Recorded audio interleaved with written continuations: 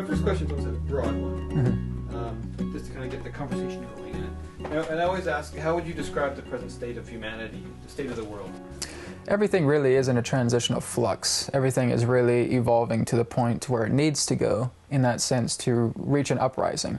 Right now, there's always going to be these little bit of blockages here and there. You have some corks that you're just waiting to pop. And basically what's happening is through those proverbial corks, there's going to be all those bubbles that are going to be rising to the surface so that people actually see more of what they don't want in this reality.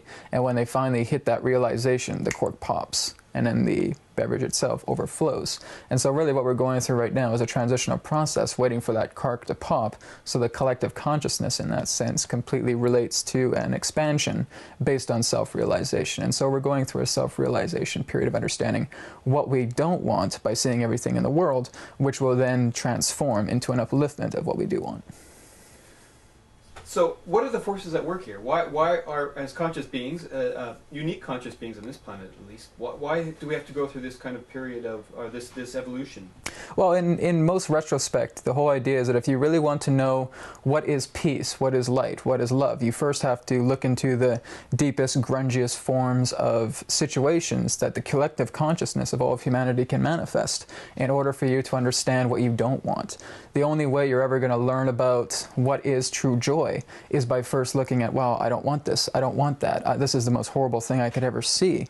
So rather than going back into that feedback loop of everything that seems like turmoil or something that's horrible, you're looking at it and saying, yeah, I don't like it, so what am I going to do about it? I'm going to resolve this. And so when I resolve this, I've already seen everything that represents the negative.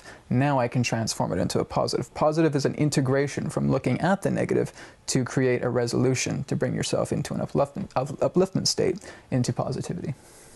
So would you say that there's such a thing as free choice? Absolutely. It's what Adronis, the being I channel, has called predetermined free will. Free will itself exists in this dimension. It is based upon our own limited awareness that creates free will, and so that becomes valid. However, when you're spirit, when you're soul, all there is all-knowing. And so you're in a point to where there is all-knowing in a spirit form, but when you're down here, what creates that free will? It's unawareness. And so whenever you are unaware, you create a realm of free will, what is known as the law of confusion. And so in this sense, based upon our unawareness, looking to bring awareness into that we are attempting to resolve, that creates a free will choice that represents upliftment in positive harmony. So what's the difference in consciousness between those that take advantage of these opportunities to enhance their awareness and those that don't? Well, those that are willing to take opportunity in regards to what these represent are, again, realizing what this reality is showing them that may look very, very horrible, and saying, well, all of these things that are horrible, we have an economic collapse happening, we have all of these, war issues, we have sociological issues. So what is it that we can do, that we can all put our heads together to actually create resolution? And this is where small groups start. These are where individuals come out, they make their voices heard, whether it be through online or through any other means, and they want to help change this thing because they've already been to the song and dance. They want to get off the hamster wheel. And so this is what they're doing right now, is they're looking to get off that hamster wheel so that they can actually align themselves into something that represents a betterment. Because where we're going, it's not about the dualistic form of equation anymore. It's about looking at what you don't want and then realizing what you do want based upon being a problem solver. And so we're really moving into an era of being a problem solver. So then what is the purpose for awareness as individuals? What is our ultimate achievement as a conscious being? It's betterment. It really is. It's to look for expansion, because how much do you not know that you want to know? That's really the question, is if you really want to look at something beyond the box, you're looking to step outside the box. But if you don't have the passion to look outside the box, that box remains. And so all you're doing is you're just looking to see exactly what exists beyond this proverbial veil, this wall that has been around me throughout my entire life. And so the ability to want to evolve is based upon the realization to expand. And that's what many people who want to get off the hamster wheel, who want to proverbially move away from everything that represents disharmony to themselves, is looking to achieve. They want to come into harmony based upon their realization to expand. It's that adaptation to become better, more than what you are. It's almost like looking at the Star Trek way. You know, everything in Star Trek was always about, it wasn't about money anymore. There was no money in the 24th century. It was about them bettering themselves. So in that sense, that's the new quest. That really is, you know, speaking back to us in a reflection of a collective consciousness saying, this is the future of humanity. We're becoming problem solvers. We're no longer going to continue going into the wheel of hamsters to try and feel that this is what our life is all about.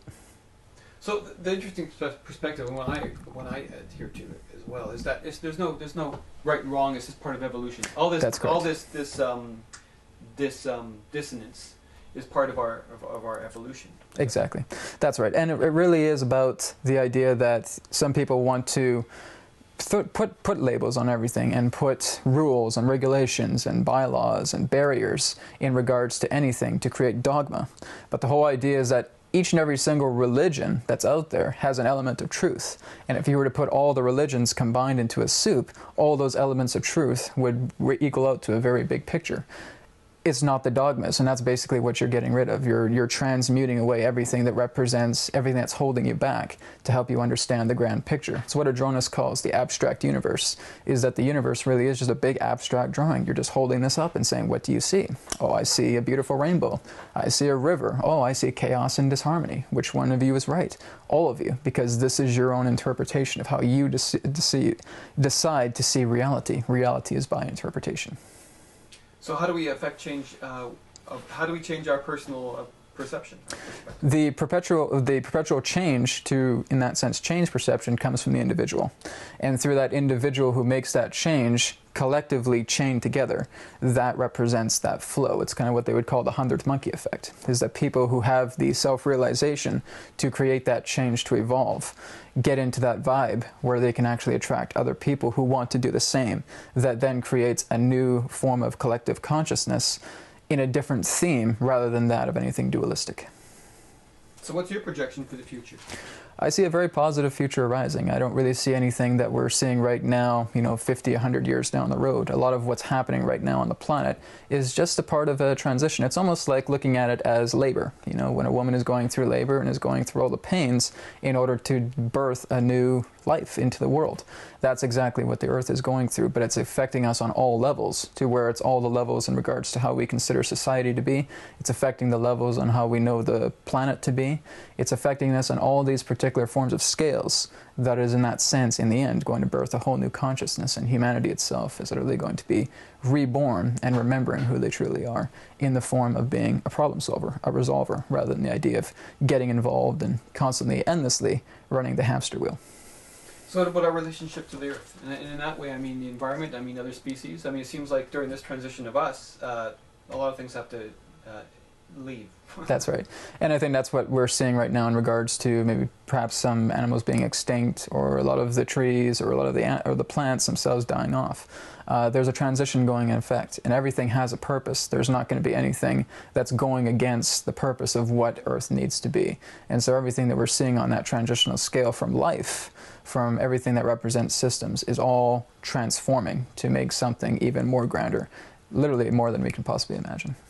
So almost what you're saying is it's that we have to acquiesce. We don't have to be so worried about everything. Yeah. Look after our own house and kind of maybe you should describe it. What should we be doing as individuals? What should someone who's not really, who's on their path to consciousness, what should they be doing? Well, for individuals who really want to expand themselves, the real key is to work on themselves. You really have to give yourself me time. No one else is going to save you on this planet. It's not about trying to find a savior from someone that's outside of yourself. The savior is truly within. If you really want to do the work, and if you really want to expand, you really need to spend time with yourself. I understand, of course, a lot of people have their jobs, they have family, and they have things to pay, and that's fine. But again, it's just taking, even if it's just a few minutes a day, just allowing yourself to reflect on saying, who am I? Can you answer that question? Can you answer the question of who you are? Can you ask the question of why you feel you're on this planet? What is it that you feel is your purpose beyond anything that represents a tangibility of physicality? What do you feel in spirit, in soul, is your essence to why you feel you're here on this planet? And when you start to just meditate on that, when you just kind of vibe into that frequency of getting to know the self, what you do is you reach expansion through self-realization. That's it. That's why I'm here on this planet. I'm here to be part of all this. I'm here to be, and that really is the profound factor. The aha moment really is a state of beingness, to be one with the earth. The earth is you, you are the earth. You're all part of the whole. It's just with your own body. You have cells in your body, you have organs in your body. They're all parts that make up the whole. And so you really see it in the microcosm of the macrocosm paradox. That creates realization, and that creates expansion. And through expansion, you go beyond the box into untold levels of existence. So a good opportunity for that, I would imagine, is those moments of conflict, whatever that conflict might be. You know, even if you're driving and you just all of a sudden get pissed off at somebody. That's right. In that moment, what should they do in that moment of conflict? Anytime that you're experiencing conflict, it's really looking at it as an observer. Because if you're going to get involved so heavily into conflict, and you're going to say, oh my goodness, I can't believe I was treated like that. This is so terrible. And you spend your entire night pacing around your kitchen saying, I can't stand this. What was I thinking letting that happen? Why not just take a deep breath, step back, and look to yourself as an observer, as a third-person perspective, and saying, who is it that's reacting to this drama? Because all it is drama. And all you're doing is looking into that drama of saying, why is it here? Why do I feel I've attracted this into my life? And looking as an observer to determine its function in a behind-the-scenes essence way, rather than the idea of looking at it right in front of the scenes like an interface to constantly go around in an endless circle.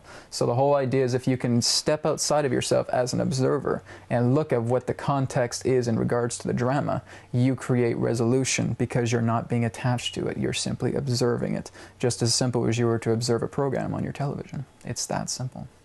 And what develops from that observation? What aspect of us develops as a result of taking ourselves out of our normal automated response? Well, the whole thing of development itself, what takes you out of that is just the idea to be resolving, is to look into the idea of something that represents stepping outside of yourself. So if you feel that you're so involved with something, it's an attachment. It's like a cord. It's like a cord that just constantly anchors to you and saying that this is my normal response, that I have to create that. The fact is that it's programming. The programming response is that I have to get angry about this situation. I have to be sad about this situation rather than taking a look. And so what you're doing, it's kind of like that famous Yoda line, you must unlearn what you have learned. And that's really what you're doing. You're not really training yourself to get to know new things. You're untraining yourself to fall back into the delusion that you have to attach yourself to these program cycles, these forms of societal programming to make it feel like there's going to be some resolution. But you're not. You're literally creating a pace trail, walking around in circles trying to figure this out. And so the natural instinct would be to react in programming. But look to deprogram yourself, look to unlearn what you have learned. And when you do that, you create an observation rather than the idea of being an involver. How do you assess the Occupy movement? What does that assign to you? It's all a rendition of the collective consciousness helping them to understand more of what they don't want. So, you know, with corporations, with the money situation, with everything that represents this monetary collapse, so to speak, people are now standing up and saying, you know, I don't want this in my reality anymore. I don't want to be a part of this. And so let's do something about it. And that's what creates it.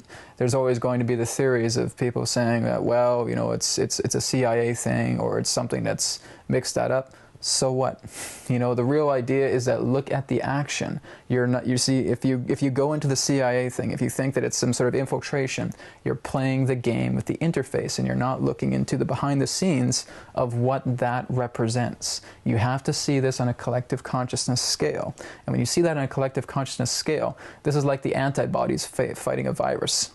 And that's exactly what's happening right now, is everything that represents this movement of the Occupy movement or other movements that will be coming up is all about those antibodies looking to combat this virus. So there's purity on the planet rather than that of something that's still terminal. So that's all that's happening really, is we're literally the living antibodies to help cure a virus. Cool, yeah, I like that.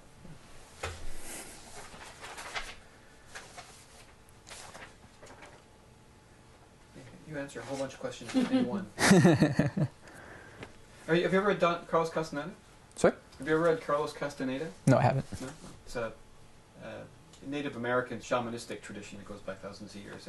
And what they say is that actually we are prey to inorganic beings as well as organic beings. That there's an inorganic being that actually feeds off of our energy. Is that something? In a way, it is. It really is. It's an invisible. It's almost like an invisible attachment. It's like a feeling to where you feel that there's something beyond that's just trying to literally just usurp all this energy out of you.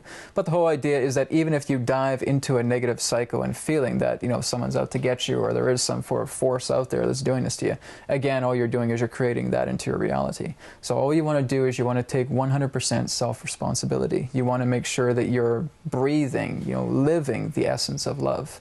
That's all it takes. You just need to learn to love yourself. And, you know, a lot of people actually want to go out there, and I've met so many people who want to go out there and help others and help them resolve issues. But the thing is, that's great, but have you resolved these issues within yourself in order for you to be an example of those who look to resolve this within themselves? So you really have to do your self-work. When you are feeling that self-fulfillment, when you feel like you're almost quote-unquote karmaless, then you're really at the point of saying, now I know this, I understand. My purpose here is to see the fulfillment to myself, and I can radiate that out to help others. And so that's really the form, is when you're really looking at it in perspective in regards to helping the self while also helping the others. It doesn't matter if there's a force or if there's anything that's trying to suck out you in negative energy. You're no longer on that frequency. You're on the frequency to assist, not on the frequency to be victimized.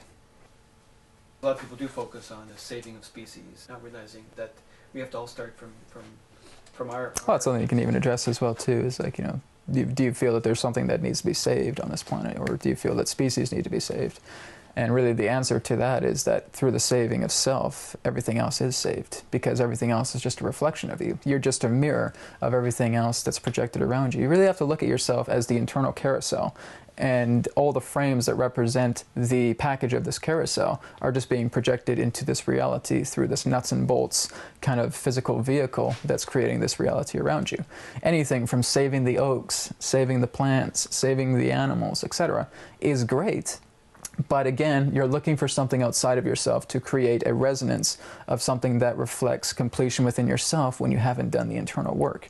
When you've done the internal work, it's not about saving anything. It's about allowing and being yourself to radiate that out so that there's equilibrium. You're looking to create equilibrium and balance, and that's something that all ancient cultures talk about, is the pursuit of balance. But rather than looking to pursue it, you're looking just to become it. There's a difference between pursuance and becoming. Pursuance is the feeling where you're seeking something outside of yourself. Becoming is the internal recognition of knowing that everything that represents that which is simply inside of you, and you're just vibrating to the context of what you wish to become. And that would be my interpretation of love. Love Acceptance. is just alignment, right? Love completely, 100%. Love itself is 100% acceptance and allowance of all forms. It's never dogmatic. It's never judgmental. There are people who have passed this plane, who have moved on, who have had near-death experiences. They go into this tunnel. They see this white light. It is the most beautiful love that they have ever sensed. Why is that? It's pure love, 100% unconditional. There's no judgment, there's no criticism, there's nothing but absolute love. That is the epitome of what humanity is looking to be, representative of itself within the times ahead. So how would you describe this force that people refer to as God? It's simply all that is. Everything that represents love is creativity. So you could say that God itself is love. God itself is light. Light itself is information. Love itself is creativity. When you combine that together in harmony, you have existence. You have all that is. Everything from the minuscule to the macrocosmic represents that of it. There is the form of formlessness that represents God. You have to understand that God itself, in that context, is paradox, and that there is no idea of a he or a she or an it or form or formlessness. It's all those things that imagination attempts to intertwine to give it definition. So it simply is all that is.